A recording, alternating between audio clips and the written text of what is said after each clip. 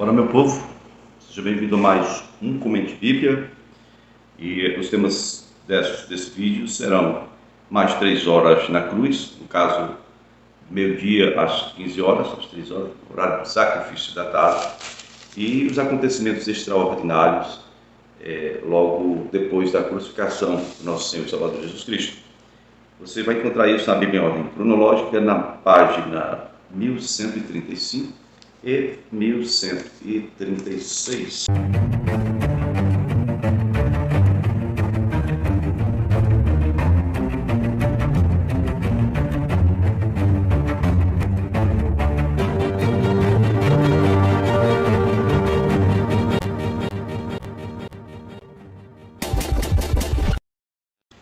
Bom, queridos, aqui estamos nós. Primeiro texto que nós vamos ler, primeiro tema, mais 3 horas na cruz.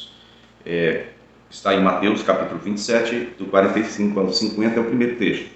Quero, porém, lembrar você para observar aí Marcos capítulo 15, no versículo 25, onde vai falar que Jesus foi crucificado às 9 horas da manhã.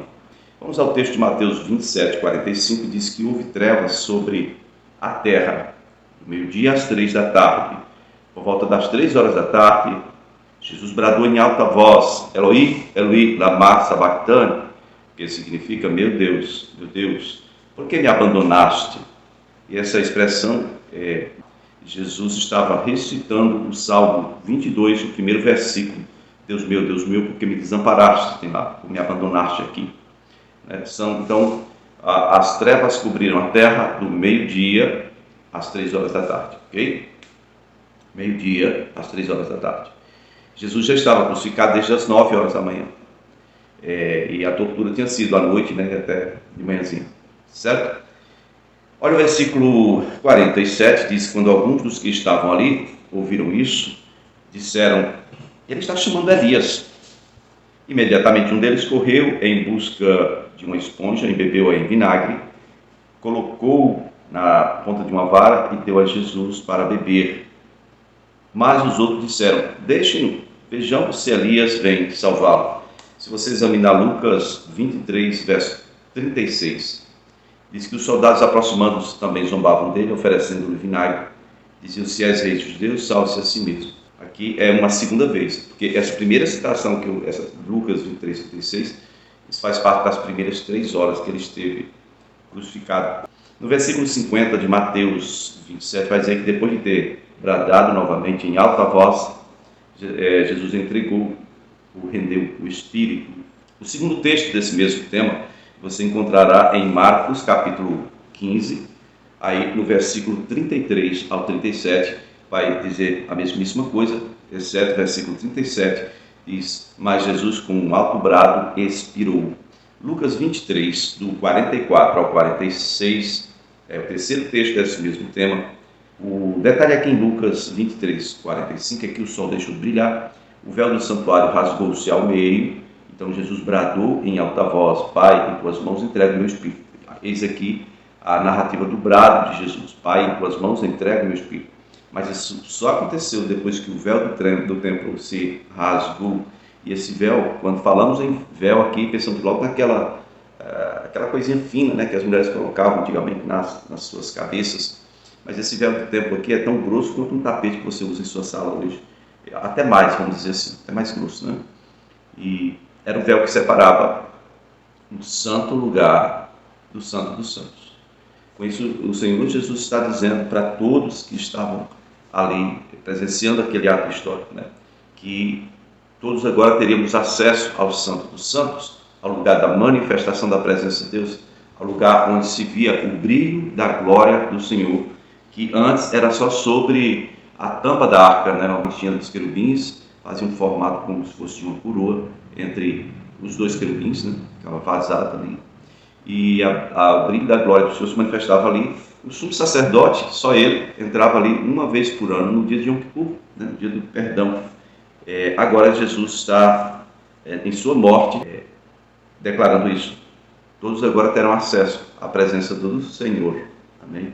É claro, tem que passar por uma purificação, assim como os sacerdotes, antes de entrar no santo lugar, não era nem do Santo dos Santos, mas no santo lugar, tinha que purificar, lavar as mãos e os pés.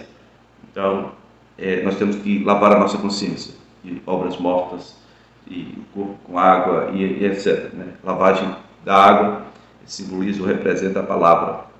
Vós estáis limpos pela palavra que tendes ouvido. Ok? Nós vamos ver o último texto desse tema. Quem vai falar conosco é o apóstolo João, no capítulo 19 e versículo 28 ao 37. Lembre-se que João estava próximo de Jesus o tempo todo, enquanto ele estava ali na cruz. Diz assim, João 19, 28. Mais tarde, sabendo então que tudo estava concluído para que as escrituras se cumprissem, Jesus disse: tenho sede. Olha o detalhe que ninguém falou. Só disse que eles levaram vinagre, uma esponja, né? Tá? João, que estava bem perto dele, bem perto, então dá esse detalhe. Levaram isso para ele porque ele também exclamou: tenho sede. Estava ali uma vasilha cheia de vinagre, então embeberam uma esponja nela, colocaram a esponja na ponta de um caniço de isopo e ergueram até os lábios de Jesus.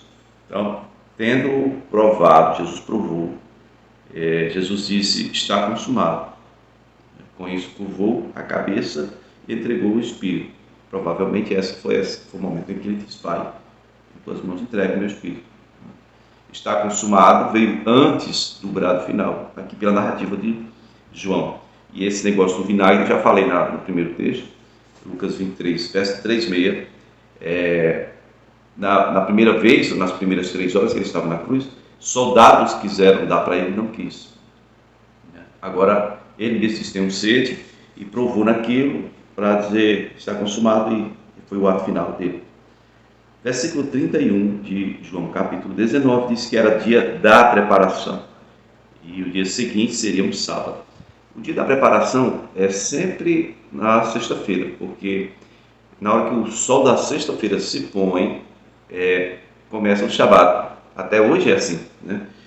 Então, aqui está o dia da preparação, o dia seguinte seria um sábado. Lembre-se que nós estamos no meio da festa dos pães ázimos.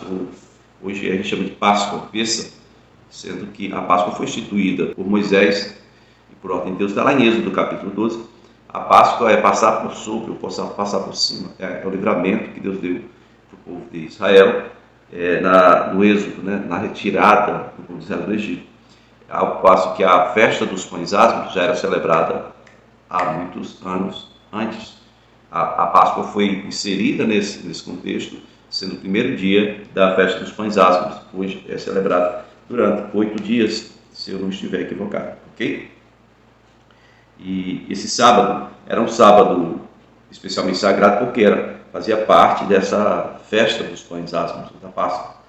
Então, como eles não queriam que os corpos permanecessem na cruz durante o sábado, os judeus pediram a Pilatos que mandasse quebrar as pernas dos crucificados para retirar seus corpos. Então, vieram então os soldados e quebraram as pernas do primeiro homem que foi crucificado com Jesus e em seguida do segundo homem que foi crucificado com Jesus. Lembra esse detalhe? Esses dois aqui ainda estavam vivos, tiveram suas pernas quebradas já estando crucificados. Imagine isso. Pense na dor, pense nesse momento terrível. O fato de quebrar as pernas ali era para que eles morressem mais rápido, porque a tradição dizia que o corpo do crucificado não podia ficar, ele podia ficar até o sol se pôr, porque o sol se pôr teria que ser tirado, ok? Diferente da tradição dos romanos, que às vezes eles deixavam o cara lá, normal, uma semana, tipo isso, deixavam o cara lá morrendo devagarzinho. Esse aqui tinha que quebrar as pernas, porque quebrando as pernas, o peso do corpo, do tronco, né, iria ficar pendurado nos braços. As pernas, você estando crucificado, mas as pernas embaixo estando presas, a pessoa pode fazer esse movimento com o joelho, genuflexão, e aí dá alívio para os pulmões, né, aqui em cima. Mas só os braços fica difícil, porque rompe os nervos, tendões, e então a pessoa morre por asfixia, né, o pulmão enche de líquido.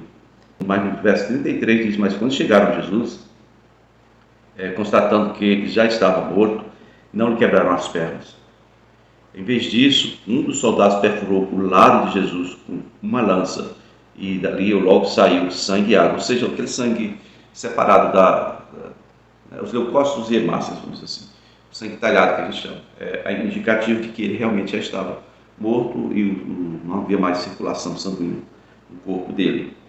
E aí João termina dizendo no versículo 35, aquele que o viu, disso deu testemunho, e o seu testemunho é verdadeiro. Ele sabe que está dizendo a verdade e dela testemunha para que vocês também creiam. João estava lá pertinho, ele viu isso. Nenhum dos outros narrou essa parte da história. Então, o versículo 36, quando diz, essas coisas aconteceram para que se cumprisse a escritura, nenhum dos seus ossos seria quebrado. Você vai procurar Êxodo 12, 46 e Números 9, 12. Também Salmo 34, versículo 20. E no versículo 37, onde diz, olharão para aquele a quem transpassaram, você pode procurar. Então, Zacarias capítulo 12, versículo 10. Ok, meu povo? Vamos então agora para o segundo tema, que fala sobre a sexta dispensação, chamada graça. Você vai encontrar o texto em Mateus 27, do 51 ao 56, para falar dos acontecimentos extraordinários. Mateus 27, 51 diz, naquele momento o véu do santuário rasgou-se em duas partes, de alto a baixo. Segundo, a terra tremeu e as rochas se partiram.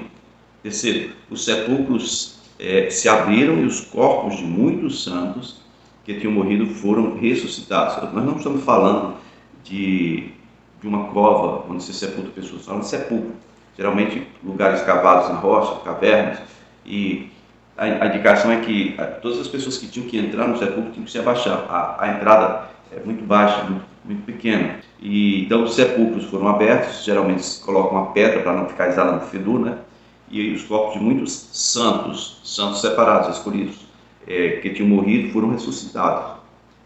Versículo 53 diz que, e saindo dos sepulcros, depois da ressurreição de Jesus, entraram na cidade santa e apareceram a muitos. Primeiro, aqui, no momento da morte de Jesus, os sepulcros se abriram. Então, os corpos de muitos santos que tinham morrido foram ressuscitados. Os corpos foram ressuscitados. E eles saíram do sepulcro só depois da ressurreição de Cristo. Veja que nós se estamos falando aqui no dia da preparação, então, era uma sexta-feira, no caso, pela narrativa aqui, terminou o sol se pondo ali na sexta, já começa o sábado, ninguém faz nada. Então, o terceiro dia, no caso, é domingo. Aí, no início do dia, na verdade, o domingo começa quando o sol do sábado se põe, e então ali começou, no domingo, eles começaram a sair dos seus sepulcros, já estavam ressuscitados, e começaram a sair dos sepulcros, e foram, então, entrar na cidade, foram vistos por muitas pessoas. Versículo 54. Quando o centurião e os que com ele vigiavam Jesus viram o terremoto e tudo o que havia acontecido, ficaram aterrorizados e exclamaram, verdadeiramente, este era o Filho de Deus. Muitas mulheres estavam ali observando, de longe, elas haviam seguido Jesus desde a Galiléia para o servir. Entre elas estavam Maria Madalena, Maria mãe de Tiago e de João, e filho de Zebedeu, e assim a gente conclui aqui. Essas mulheres estavam de longe por quê? Não podia chegar perto de um morto, né? Ia ter que ficar 7 dias separando para a purificação. No próximo vídeo a gente dá continuidade. Valeu. A paz do Senhor.